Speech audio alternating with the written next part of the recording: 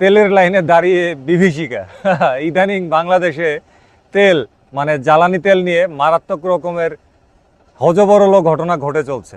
এই মুহূর্তে আমি যাদেরকে মিস করতেছি সেটা হচ্ছে আমাদের বিভিন্ন বাইক কোম্পানিকে যারা তেল দেয় তাদেরকে খুঁজতেছি। জাতির এই দুর্দিনে তাদের দৃষ্টি আকর্ষণ করছি। আয় দালাল, তোরা ফিরে আয়, তোরা তেল দে, তোরা তেল দিয়ে তেলের ঘাটতিটাকে পূরণ করে দে। আসসালামু আলাইকুম, আপনারা দেখছেন রিকু ব্লগস। আজ কোনো বাইকের রিভিউ নয়, আজ কোনো মেনটেনেন্স টিপস নয়, আজকের আলোচনা আমাদের টিকে থাকার লড়াই নিয়ে। দেশের জ্বালানি তেল বাজারে এখন আগ্নেয়গিরির লাভা বইছে। প্রতিমন্ত্রী অনিন্দ ইসলাম অমিত ঘোষণা করেছেন আগামীকাল 8ই মার্চ থেকে দেশে রেশনিং পদ্ধতিতে তেল বিক্রি হবে। মানে আপনার টাকা থাকলেও আপনি চাইলেই আপনার পছন্দের বাইক বা গাড়ির ট্যাঙ্ক ফুল করতে পারবেন না। তেল নিয়ে হাহাকার নয়, বরং তেলের অভাবে চাকা থমকে যাওয়ার নামই এখনকার নির্ভেজাল বাস্তবতা। পকেটে টাকা থাকলেও 8 মার্চ থেকে আপনার বাইকের কিংবা 4 চাকার যানবাহনের ট্যাঙ্ক ফুল হবে না, কারণ সরকার এখন আপনার পকেটের চেয়ে তেলের লিটার নিয়ে বেশি চিন্তিত। আপনারা দেখছেন রিকু ব্লগস, যার স্লোগান সত্য সুন্দর এবং তোষামত কুৎসিত। 6 মার্চ শুক্রবার বিকালে প্রতিমন্ত্রী যখন পরিবাগের পাম্প পরিদর্শনে গেলেন, তখন তিনি জানালেন মধ্যপ্রাচ্যের সংঘাতের কারণে বিশ্ববাজারে তেলের সরবরাহ কমেছে। তিনি আমাদের আশ্বস্ত করার চেষ্টা করছেন যে মজুত যথেষ্ট আছে। কিন্তু আমার প্রশ্ন হলো, যদি মজুত যথেষ্টই থাকে তবে রেশনিংটা কেন করা হচ্ছে? কেন সাধারণ মানুষকে লাইনে দাঁড়িয়ে ঘন্টার পর ঘন্টা সময় নষ্ট করতে হচ্ছে? তিনি বলছেন আতঙ্কিত হবেন না, আবার বলছেন 8 তারিখ থেকে মানে 8ই মার্চ থেকে নিয়ম মেনে তেল নিতে হবে। সরকার বলছে মজুত আছে, কিন্তু নিয়ম বলছে মাপা আছে। যখন আশ্বাস আর নির্দেশনার মধ্যে হিমালয় সমান ফারাক থাকে, বুঝে নেবেন ডাল মে কুচ কালা হ্যায়।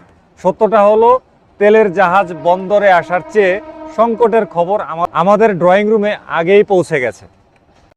পরিস্থিতি এখন আর শুধু লাইনের মধ্যে সীমাবদ্ধ নেই। দেশের জ্বালানি সরবরাহ ব্যবস্থা এখন আক্ষরিক অর্থেই ধসে পড়েছে। পেট্রোল পাম্প মালিক সমিতি পরিষ্কার জানিয়ে দিয়েছে সরবরাহ ব্যবস্থা এখন পুরোপুরি ভেঙে পড়েছে। সমিতির সভাপতি সাজ্জাদ করিম কাবুল বলেছেন, পাম্পগুলোতে তেলের চাহিদাও এখন স্বাভাবিকের চেয়ে 100 গুণ বেশি। ভাবুন একবার, যেখানে তেল নেই সেখানে চাহিদা আকাশচুম্বী। পদ্মা, মেঘনা, যমুনা রাষ্ট্রায়ত্ত এই 3 কোম্পানির ডিলারদের চাহিদা মতো তেল দিতেই পারছে না। একদিকে তেলের শূন্য স্টক, অন্যদিকে উত্তেজিত জনতার ভিড়। কর্মীদের নিরাপত্তা আর গণরোষ থেকে বাঁচতে পাম্প মালিকরা এখন পাম্পে তালা ঝোলানোর হুঁশিয়ারি দিচ্ছেন। এটা আর রেশনিং নেই, এটা একটা জাতীয় সংকটের আগাম সংকেত। নতুন সরকারের জন্য এটা এখন সবচেয়ে বড় চ্যালেঞ্জ। দ্রুত ব্যবস্থা না নিলে পাম্পগুলো অচিরেই মরুভূমি হয়ে যাবে। বাংলাদেশ পেট্রোলিয়াম কর্পোরেশন বা সংক্ষেপে বিপিসি যে তালিকা দিয়েছে, সেটা দেখে হাসবো নাকি কাঁদবো বুঝতে পারতেছি না। একজন মোটরসাইকেল চালক দিনে পাবেন মাত্র 2 লিটার তেল। ভাবুন একবার, যারা রাইড শেয়ারিং করে সংসার চালান, যারা ডেলিভারি ম্যান, যারা প্রতিদিন অফিস আদালত করেন, তাদের জন্য 2 লিটার তেলের আসলে মানেটা কি? তারপরে দেখেন এই যে পুলিশ যারা পেট্রোল ডিউটি করে, টহল দেয় রাত্রেবেলা, তাদের যানবাহন কিসে চলে? ডিজেলে চলে। এরকম গুরুত্বপূর্ণ আরও অনেক কিছুই আছে। একটা 150 সিসির বাইকে রিজার্ভেই থাকে 1.5 থেকে 2 লিটার। পাম্পে গিয়ে লাইন দিয়ে 2 লিটার তেল নেওয়ার পর দেখা যাবে সেই লাইনেই আধা লিটার পুরো শেষ হয়ে গেছে। বাইক আছে, স্টাইল আছে, কিন্তু ট্যাঙ্কে তেল নেই। এমন ডিজিটাল বাংলাদেশ কেউ কল্পনা করেনি। 2 লিটার তেল দিয়ে আপনি গন্তব্যে পৌঁছাবেন, নাকি পাম্পের লাইনেই জীবনের মূল্যবান সময় বিসর্জন দেবেন? এটা রেশনিং নয়, এটা বাইকারদের উপর একটা নির্মম অত্যাচার এবং হচ্ছে তামাশা। বিপিসির তালিকাটা দেখুন। ব্যক্তিগত গাড়ি পাবে 10 লিটার, জিপ বা মাইক্রোবাস 20-25 লিটার, দূরপাল্লার বাস 200-220 লিটার। ব্যক্তিগত গাড়ি যেখানে 10 লিটার পাচ্ছে, সেখানে মোটরসাইকেলের জন্য মাত্র 2 লিটার কেন? বাইক কি এই দেশের মানুষের বিলাসিতা? না, এটা হাজার হাজার মানুষের উপার্জনের একমাত্র হাতিয়ার। এই বৈষম্য সাধারণ মানুষের পিঠ দেয়ালে ঠেকিয়ে দিচ্ছে। ভিআইপিদের এসি গাড়ি 10 লিটার গিলে আরামসে ঘুরবে, আর মধ্যবিত্তের মোটরসাইকেল 2 লিটারের জন্য পাম্পের ভিক্ষুকের মতো দাঁড়িয়ে থাকবে। এই যদি হয় নীতি, তবে ন্যায়ের সংজ্ঞা পাল্টানো দরকার। বাংলাদেশের জন্য নতুন করে ন্যায়ের সংজ্ঞা লেখা দরকার, যা পৃথিবীর ন্যায়ের সাথে মিলতে পারবে না। মনে রাখবেন, চাকা যখন ছোট হয় তখন লড়াইটাও কিন্তু বড় হয়। আমরা যারা মোটরসাইকেল চালাই, আমাদের চাকা ছোট, সুতরাং আমাদের লড়াইটাও কিন্তু অনেক বড় হয়ে গেছে। আরেকটা নতুন নিয়ম এসেছে, তেল নিতে হলে আগের বারের রসিদ দেখাতে হবে।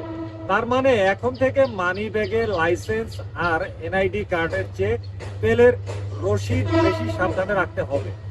রসিদ হারিয়েছেন তো আপনার মোটরসাইকেল উপাস থাকবে।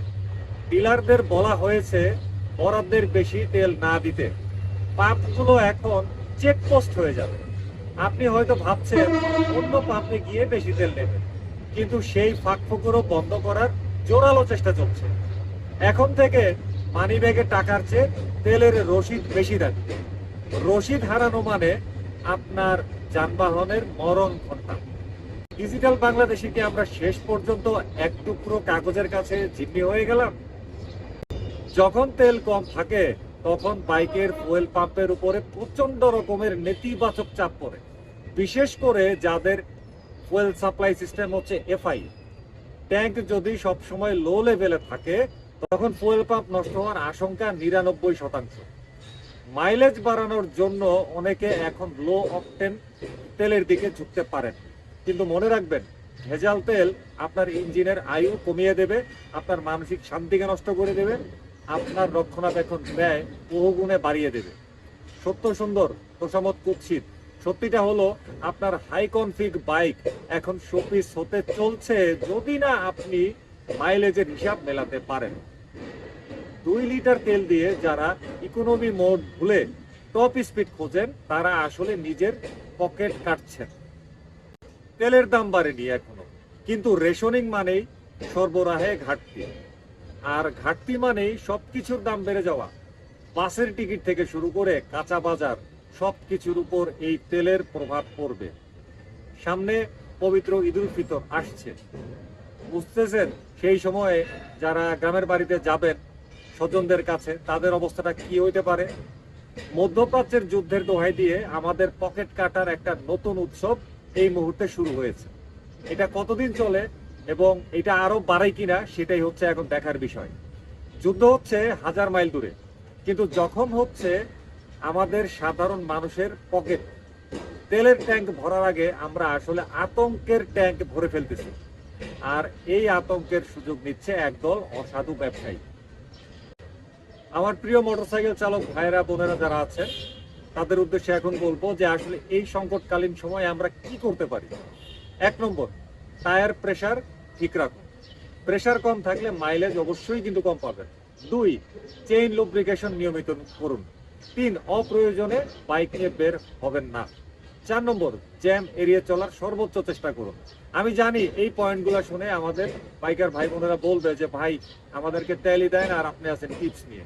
আসলে কি করব বলেন, এই মুহূর্তে আমাদেরকে যতটুকুই দিচ্ছে, আমরা ভিক্ষা করে যে 2 লিটারই পাচ্ছি, এই 2 লিটারকে সর্বোচ্চ এবং যত্ন সহকারে কতটুকু ব্যবহার করতে পারি, সেই উদ্দেশ্যে আসলে কথাটা আমি অসহায় ভাবেই বলছি। আমি নিজে ওইটা বলতে ইচ্ছুক ছিলাম না। তেল নেই বলে বাইকের যত্ন নেওয়া ছেড়ে দেবেন না। মনে রাখবেন, ক্ষুধার্ত ঘোড়া যেমন বেশি দিন দৌড়ায় না, অযত্নে রাখা আপনার বাইকের ইঞ্জিনও তেমনি মাঝ রাস্তায় ধোকা দেবে। জ্বালানি প্রতিমন্ত্রী দেশবাসীর সমর্থন চেয়েছেন এই বিষয়গুলো বাস্তবায়ন করার জন্য। সমর্থন আমরা দেব, কিন্তু স্বচ্ছতা কোথায়? মধ্যপ্রাচ্যে পাঠিয়ে দেওয়া হয়েছে, আমেরিকায় নাকি ইসরায়েলে পাঠিয়ে দেওয়া হয়েছে এই স্বচ্ছতা? 2 লিটার তেলে একজন মানুষের সারাদিন কিভাবে চলবে, সে গাইডলাইন কি সরকার দেবে? মাননীয় প্রতিমন্ত্রী কি দেবেন? আপনারা যারা এই ভিডিও দেখছেন, কমেন্টে জানান 2 লিটার তেলে আপনার বর্তমান রুটিন কি বজায় রাখা সম্ভব? নাকি আপনিও এখন থেকে সাইকেল কিংবা ইলেকট্রিক বাইক কেনার কথা ভাবছেন? রেশনিং মানেই কিন্তু শেষ নয়, এটা একটা বড় সতর্কবার্তা। আজ তেল কমছে, কাল হয়তো রাস্তা বন্ধ হবে। তেল সাশ্রয় করুন, নইলে সামনের দিনগুলোতে পায়ে হাঁটাই হবে একমাত্র গ্যারান্টেড অপশন। আমরা তোষামত করি না, আমরা সত্যটা সরাসরি বলতে জানি, বলার সর্বোচ্চ চেষ্টা করি, কারণ সত্যই সুন্দর। আগামীকাল অর্থাৎ আজকের পরের দিন 8ই মার্চের আগে প্রস্তুত হয়ে নিন। আজকে শেষ দিন প্রস্তুত হওয়ার, আমি নিজেও প্রস্তুত হয়ে নিছি, কারণ লড়াইটা এবার লিটারের হিসেবে হবে। ভিডিওটা ভালো লাগলে শেয়ার করবেন, বিশেষ করে আপনার সেই বন্ধুকে যার বাইক 3 কিংবা 5 লিটার তেলের নিচে কথা বলে না। আজ এই পর্যন্তই। সত্য সুন্দর এবং তোষামত কুৎসিত বিদায় নিচ্ছি, দেখা হবে পরের ভিডিওতে। আল্লাহ হাফেজ, আসসালামু আলাইকুম।